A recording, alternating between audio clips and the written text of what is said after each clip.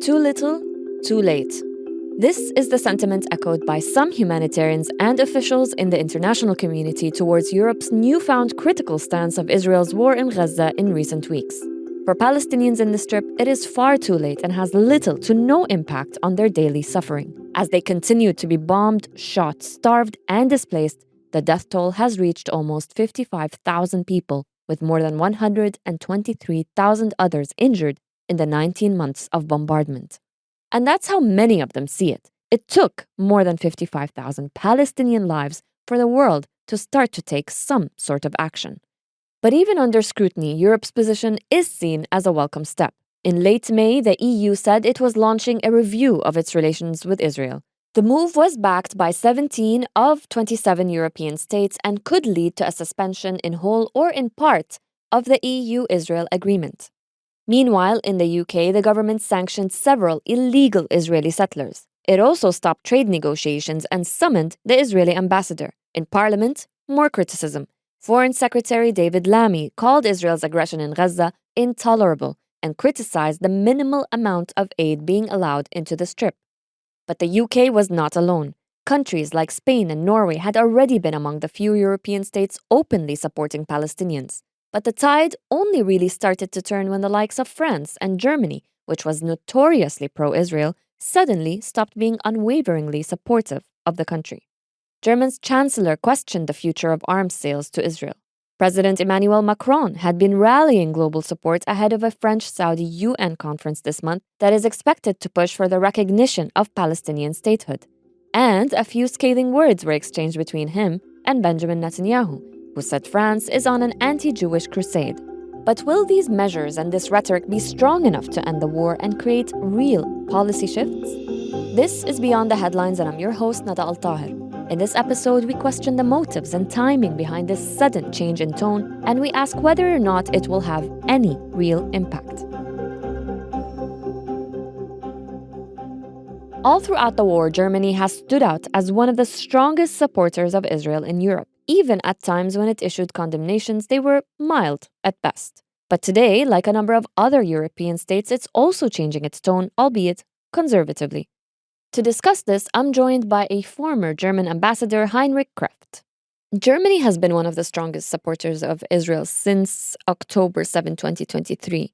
But we've suddenly seen a shift in its tone. Where is this coming from? Did something happen behind the scenes in the EU chambers for Germany to start adopting this new position on Gaza? Germany's support for Israel definitely has not started the 7th of October 23. Germany has been supportive of Israel and the right to defend itself since its foundation. This is, so to say, in the DNA of Germany. And it's not just Germany, it's also Austria. If you take those two countries, you can easily get to the point why this is still the case today. It's not so much changes in Brussels or the debate inside the European political bodies, but it's an evaluation of the German government of the situation on the ground in Palestine, in Gaza, in the West Bank, in Israel. The German government has not changed its basic position that Israel, of course, has the right to defend itself. But of course, there are limits to how to defend itself. And there, the German government has increasingly questions when it comes to humanitarian aid. Germany is among a number of European states opposing a review of Israel's human rights obligations announced earlier this month. In your opinion, should Germany back this measure, and do you think it will eventually join other European states in doing that? It very much depends on what's happening on the ground. Israel has already reacted to the criticism, to the growing criticism, and the Israeli government is well aware that they are threatened to lose their last friends. Well, of course, every government has to make up its own mind. And of course, we are in discussions with our partners inside the European Union, in NATO. And you might know that our Chancellor will be in Washington meeting with US President Trump. And I'm sure that the situation in the Middle East, in Gaza, is a subject on their agenda. Let's see what's actually happening, because rhetoric is one thing, and the changes on Israel's behavior in Gaza is another point. So our government will definitely evaluate that. Do you think that Germany's support before all of this shift slash closer eye on what's going on in Gaza, do you think this long-lasting, long-standing support for Israel, regardless of being accused of war crimes, etc., do you think that this is an overcorrection of the past? What we are seeing now will have effects, will have long-term effects on German-Israeli relations. No doubt about that. Because for a growing number of the German population, what they see on TV is unacceptable. So this is in response to the public outcry rather than the facts on the ground. Well, it's always both. Government foreign policy decisions are, of course, affected by what's happening on the ground, but also how the German population responds to it. Of course, we have a sizable number of Muslims, sizable number of Arabs living in Germany, a sizable number of Palestinians living in Germany, and they have all the right to speak up. And that's what they are doing. And of course, this has an effect on the government. Would Germany be willing to really end or impact at least its arms deliveries if Israel does not comply with international law, particularly on that clause of humanitarian assistance, sufficient humanitarian assistance to Gaza? Well, symbolic aid is definitely not enough. But I do not think that the government will actually make this connection, but it will always be in the background of talks. So there's a path to such a decision. And our foreign minister has already mentioned this. And he got some criticism from his own party. So the debate is on, even in the Christian Democratic Party. And this is new. This hasn't happened in the past. We are seeing a lot of expectation for this UN conference that's happening soon, and the fact that there might be a recognition by some states of a Palestinian state. Do you think that Germany is going to recognize a Palestinian state and potentially compromise its relationship with Israel in the process? This is my personal assessment. This will not happen anytime soon. This is such a crucial, important deviation from our previous position. So changing such an important position overnight is not the way Germany conducts policies, particularly foreign policy. But having said that, that's what I meant when I said what is happening now will have long-term effects. So there will be a growing number of people inside Germany actually in favor of such a decision of the German government. It's still a minority, but it's growing. A UN conference set to take place this month in New York is spearheaded by France jointly with Saudi Arabia. France had been rallying Western states to support a two-state solution ahead of the summit. This comes as it joined the UK and Canada in threatening sanctions against Israel for its military actions and aid prevention. Israeli Prime Minister Benjamin Netanyahu has in turn blasted the bloc's leaders for being, quote, on the wrong side of justice. Beyond the Headlines producer Ban Barqawi speaks to Hugh Lovat, Senior MENA Policy Fellow at the European Council on Foreign Relations. She asks him what this spat between Israel and Europe will amount to. I want to start first and foremost with the Israeli Prime Minister Benjamin Netanyahu. He's been provoked by Europe's turning tide and has criticized President Macron for spearheading kind of this effort to recognize Palestinian statehood. What is Netanyahu worried about? Netanyahu is worried first and foremost about his political and personal survival, both of which are intrinsically linked and linked to the survival and continuation of his current government. Beyond that, what Netanyahu is also deeply worried about, as are his far-right members of his coalition, is the prospect of a Palestinian state in practice. And you can see this through his positioning, his policies and practices throughout his career and throughout his different successive Israeli governments. He's always sought to oppose both the Oslo peace process, which was supposed to lead to this Palestinian statehood, but then other measures that could have actually concretized this. And so in that context, clearly a French move, potentially with other countries, including the UK, to recognize Palestine would be seen as threatening to not just Netanyahu's own vision, but the broader vision of a greater Israel in control of the West Bank. We have seen countries, including in Europe, over the past 19 months, condemn Israeli action But what's different here? Because we say there's a shift in position, there is a unified tone of condemnation. Why does it seem more serious this time around? And why is this only happening now after almost 55,000 people have been killed in Gaza? To be brutally frank, the difference is not between 40,000 dead Palestinians in Gaza or 50,000 dead Palestinians or 60,000 dead Palestinians. To me, the shift is very much about understanding what are the limitations and what is the basis and justification for Israel's claim to self-defense. The turning point for this was the Israeli government's decision to abandon the ceasefire agreement it had reached in January with Hamas. And it is a ceasefire agreement which would not only have ended the war in Gaza, but also, had Israel committed to it, would by now have seen all Israeli hostages released, and would also have provided, at least in my opinion, a credible political pathway to removing Hamas from its governance and security role in Gaza, something that Israeli military conflict has so far not achieved.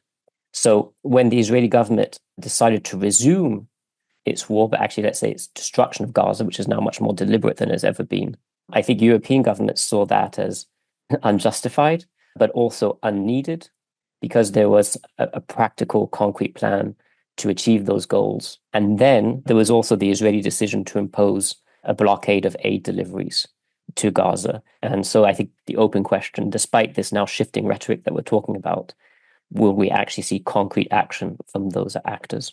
The other thing that some critics have suggested, they're arguing that this is only happening now because some Western states are perhaps concerned that they may be found complicit in potential war crimes. Is this an actual consideration, do you think, by European states? No, I don't think this is the core driving factor behind why European governments are doing what they're doing, or at least saying what they're saying now. They're responding now to Israeli rhetoric and action, even if belatedly. They are also responding to growing anger amongst their own publics. And I think what is perhaps most important and most notable is not just the shifting rhetoric that we're talking about amongst some of these European countries, but it is also the shifting rhetoric on what I would call the soft right in Europe.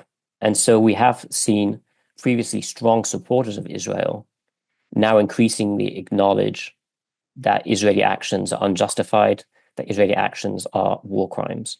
The decision by the EU to review its relations with Israel, it sounds like a really bold step. It's something maybe that we haven't seen before, but it's not that simple from this point forward, right? What happens next? What are sort of some of the challenges or obstacles that the process faces from here on out for this to actually amount to anything? The only reason it's complicated is because of the politics. The EU has taken similar action in countless other cases to suspend similar types of partnership agreements with partner countries over human rights violations. And to be frank, human rights violations that are far, far below what we're seeing in Gaza in terms of the ethnic cleansing.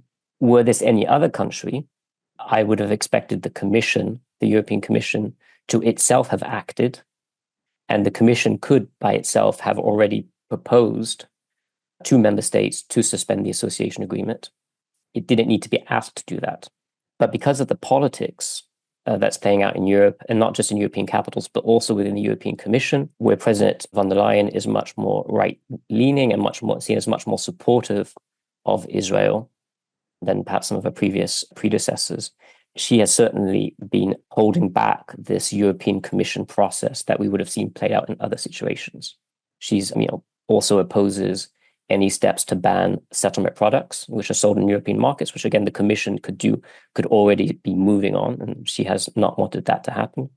Because of that politics, we're now really caught in this very complex bureaucratic review, which is only there to manage the politics of the current moment related to Israel. Longtime advocates for Palestine are maybe now capitalizing on this momentum of this change in position in Europe and elsewhere in the West. In the UK, for example, we've just seen Jeremy Corbyn introduce a bill to Parliament to launch an inquiry into the UK's role in Israel's military assault in Gaza. Do you think that any of this could lead to a change in arms policy? Because that is the big question here. Again, we see this gap between what is said and what is done in practice. So the UK government said, well, we're suspending arms sales, arms transfers to Israel. with narrow exceptions related to mostly components to advanced Israeli fighter jets. And the UK excuses we can't withhold those because they're also jointly produced with the US and it's very complicated. Even acknowledging that UK government statement saying there's an exception for components of advanced fighter jets, in reality, it seems that the British government has been giving far more military equipment than it's let on. There's been an increasing number of investigations by UK and other news outlets saying actually UK material has continued to flow to Israel despite the British government's assurances to the contrary. And that is now provoking increasing scrutiny by MPs. You mentioned Jeremy Corbyn, but I think Jeremy Corbyn represents a very specific part of the Labour Party that has always been very supportive of Palestinian rights. But I think, this concern extends far beyond him. So we'll have to see what the British government ends up saying. But certainly, I think they're under increasing pressure. And let's also remember, military support also comes in other forms. The UK Royal Air Force is continuing its surveillance over flights over Gaza, even as the British government says it is not able to reach a determination as to whether Israel is indeed committing international law violations in Gaza, because it does have access to that information. Turning our attention to the conference that's coming up in a couple of weeks' time, there are going to be efforts to recognize Palestine as a state. The question is, will any of this have any tangible impact on the ground? Will it be largely symbolic? And do you expect that enough European states will rally around this effort? There will certainly be a very good attendance of the conference from Europe. I think it has the real potential to be an important step and even a game changer in the conflict. If, recognition of the state of Palestine by France, the UK and others, it's not the end of the story, but it's only the beginning of the story, but it is nonetheless an important step in affirming the right of Palestinians to self-determination, but also making clear that Israel cannot continue to exert a veto over Palestinian rights. And even despite Israeli opposition, that the international community will come together to not only find concrete ways to give meaning to Palestinian sovereignty, but to also oppose Israeli occupation and settlement activity in the West Bank, but Israeli actions also in Gaza. Now, it is also quite possible that we do not see any country recognize Palestine except for Malta, which has said it would do that the conference ends up not being able to produce any concrete practical recommendations that can be acted upon, and that it is ultimately also watered down and opposed by the Trump administration. That clearly would be a pretty negative scenario, which is an understatement. But I think more than that, it would feed increased anger and frustration amongst Palestinians, weakening further those who continue to advocate for nonviolence and multilateralism and diplomacy, would further strengthen Hamas, that continues to argue the opposite, that only armed violence can secure Palestinian rights. And finally, what it would also do is, I think, it would deal a major blow to the very real potential of European-Arab cooperation. You mentioned the Trump administration. I think at the end of the day, for any real change to happen, we all know that it's Washington that will have to change its stance. But is Europe willing to take such a drastically different position than the US? Would they be willing to sacrifice their allyship with the US over Gaza? Firstly, let's be clear that this is not a crisis of European leverage. The question is not whether Europe does have leverage. It absolutely does. It's a crisis of politics. It's a crisis of political willingness to use that leverage. Now, again, also let's be clear, even exerting all of its leverage, Europe cannot force Israel to end the occupation. But what it can certainly do is it can certainly increase the cost for continued occupation, continued violations of international law, of ethnic cleansing in Gaza, of annexation in the West Bank. It can also help present Israel with a choice between continuing those unlawful practices and risking an increasing isolation and risk becoming a pariah state in the eyes of most of the West and the global South. Or it can shift track and continue to deepen relations with the West, with the international community. I think Europe can help, especially working with Arab capitals, can help frame those choices for Israelis. Now, again, you will at some point need the Americans to engage. And we can talk about how the Americans can do that and the rise of, I think some real shifts in American positioning towards Israel because of the rise of this American first ideology. But it is important to not let Europe off the hook. Europe can do and must do far more than it is currently doing. That's it for Beyond the Headlines. Our reporters at The National are providing more news and analysis on these developments on our website, thenationalnews.com. This episode was produced by Ben Barqawi and audio engineered by Arthur Edison. Du'a Farid is our editor, and I'm your host, Nada Al-Tahir. Before you go, we want to hear from you. Help us improve our podcasts by taking our 2-minute listener survey. You can find the link in this episode's show notes. Thank you for listening.